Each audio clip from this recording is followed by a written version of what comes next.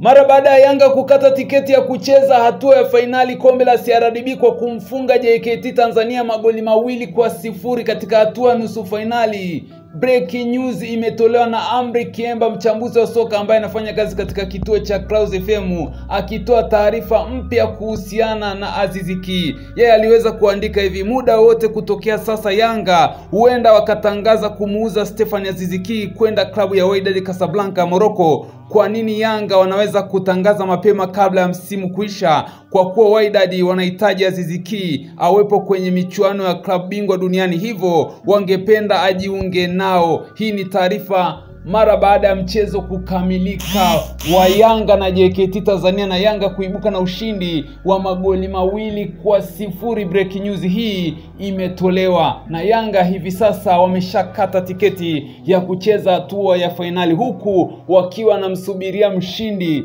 kati ya Singida Black Stars na Simba waje waungane naye katika hatua ya wao kutetea kombe hili la CRDB. Wao msimu uliomalizika walichukua kikombe hichi na kwa msimu huu wanatetea kikombe hicho, huku wakiwa wameshakata tiketi ya kucheza hatua ya fainali, na Aziz Ki huenda asiwepo katika mchezo wa fainali, kwani Wydad wanamhitaji mapema Aziz Ki, kwa mujibu wa Amri Kiemba, mchambuzi wa soka ambaye anafanya kazi katika kituo cha Clouds FM.